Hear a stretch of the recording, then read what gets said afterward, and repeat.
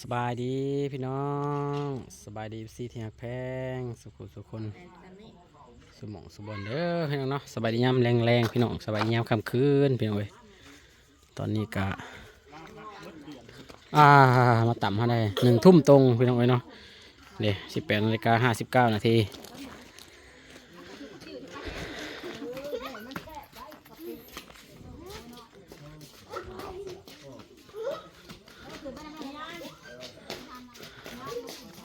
สิกลับแล้วพี่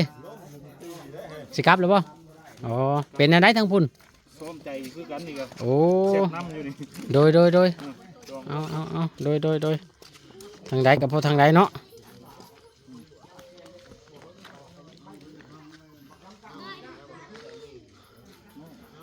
โอ้ยายกินข้าวกันยังบัดนี้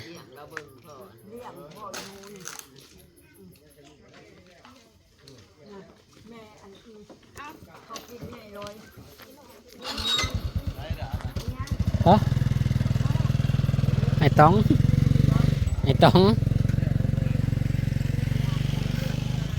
มาเบิ่งบรรยากาศยังเมื่อคืนพี่น้องเอ้ยยังโมมีไผคนยังโมมาเนาะน่ะอาบน้ำแล้วเดี๋ยวนี้ปัดโถ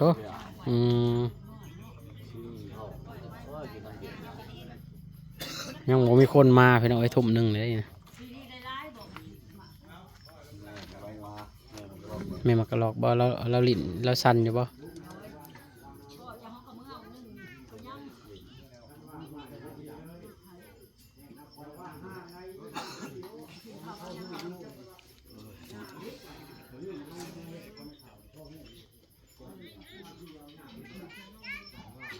หรือว่าเด็กผมว่าสิมา1 ทุ่มในนั้นขนาดเนาะคือยังบ่ทันมีไป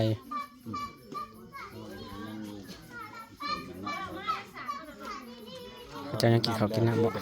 เอามาทางปีพี่น้องเอ้ย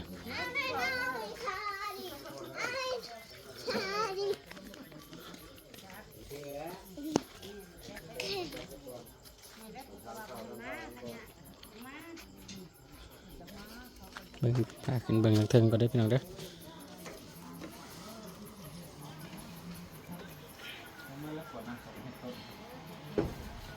เอาตัวนี้ก็ได้ไอ้ว่าเอาน้ำดื่มพอได้ก็ยังดีน้ำบริสุทธิ์น้ำบริสุทธิ์ทำแห้งดี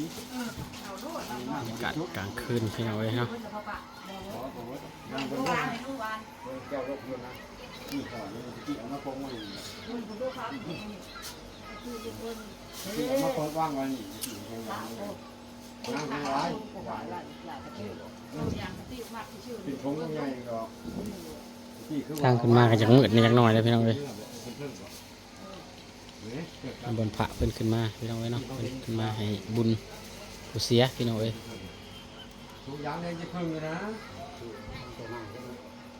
โอ้ยยังเสือเนี่ยผมไม่ได้เพิ่นเสียต้นน้ำเพิ่นว่าโอ้ดอกไม้นี่เอาลกไปไว้ในขาวล่างมาหัดกันนะยังมีแต่พอท่านมีไผพี่น้องเนาะแต่ลูกชายเพิ่น2 คนแล้วก็ป้าป้าเท่าคนถ่ายรูปเพิ่นใช้แว่นตาอีกแล้วพี่น้องเอ้ยพอนี่เนี่ยเขาเบิ่งไกลๆพี่น้องเอ้ยป้าเท่าคนจุดจื้อบ่อยากได้พี่น้องเอ้ยรูปคนถ่ายแต่ข้าวเพิ่นผมยาวพี่น้องเนาะนี่ว่างไว้จำๆนี่นี่ทางเก่าๆนี่แม่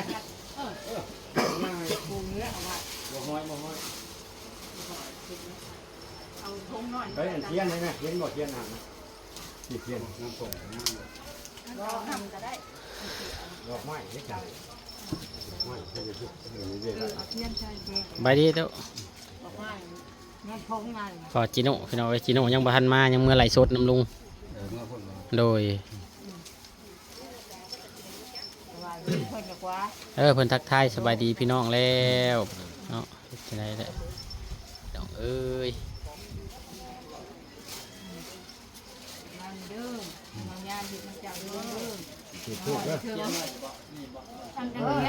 เขียนไว้แล้วไอ้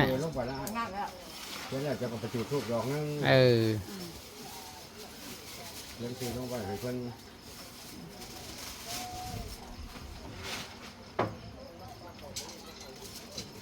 ตื่นได้เลยเนาะ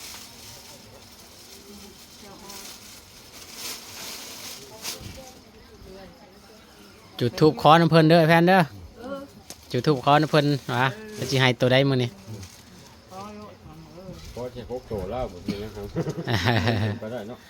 เพิ่งออกแล้วบ่เพิ่งนี่บ่เพิ่ง มื้อนี้ยังบ่มีไอ้ บ่มียังเป็นล่าบ่ยังเช็คอยู่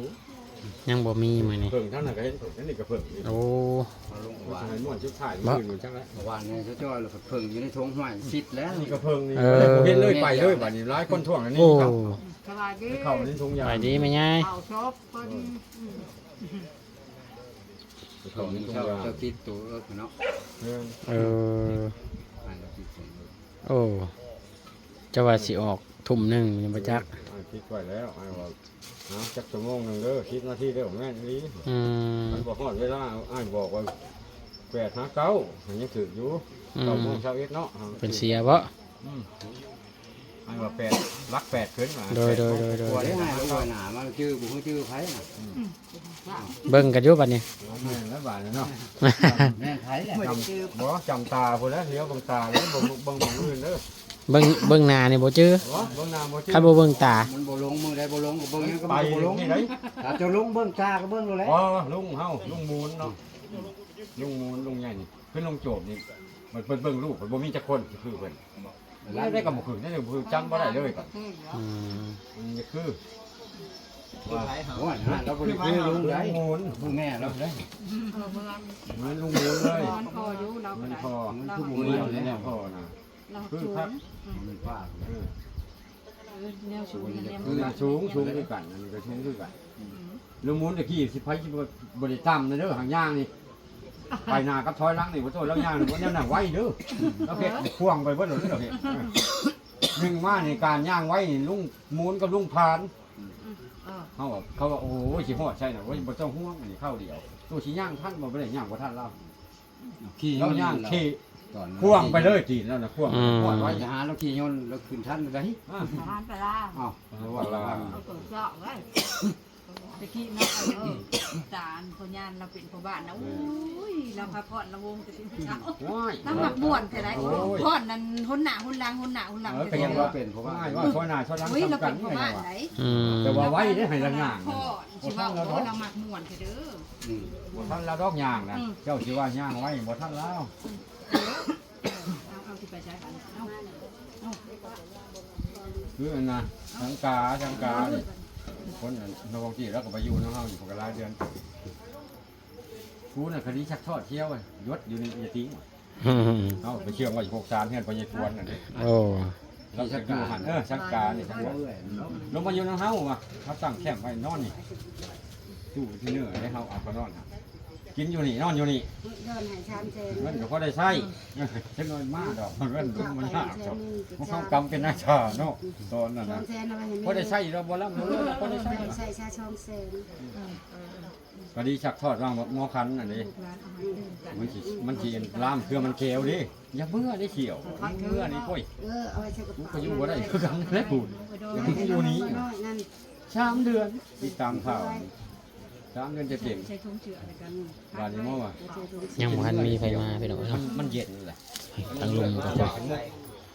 เมจิโน่เฮ็ดอุกลุกอยู่ผู้เดียวอยู่พ่อเพิ่นเมียนเครื่องเหมือนคองพี่น้องทั้งนั้นมาเข้ามาน้ำบ่จักแล้ว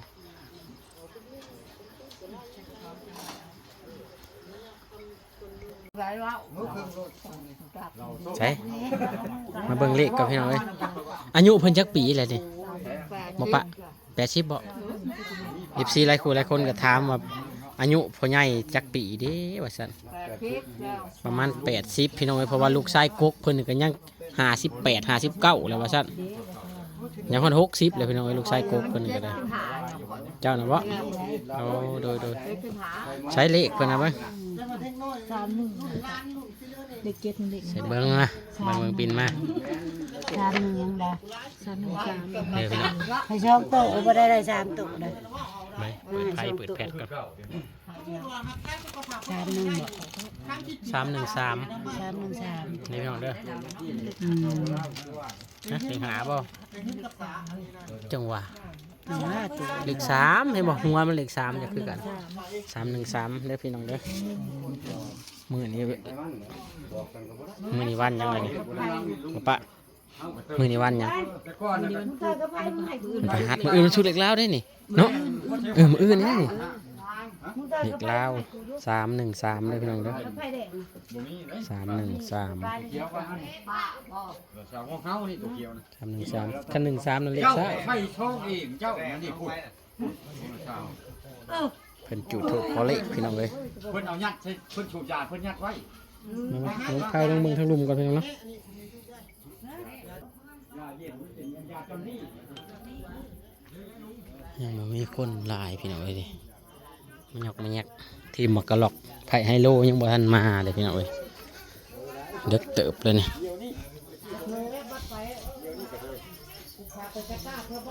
เพิ่นแผนกไม่ครัวก็ยังเป็นจังป้างอยู่พี่น้องเอ้ย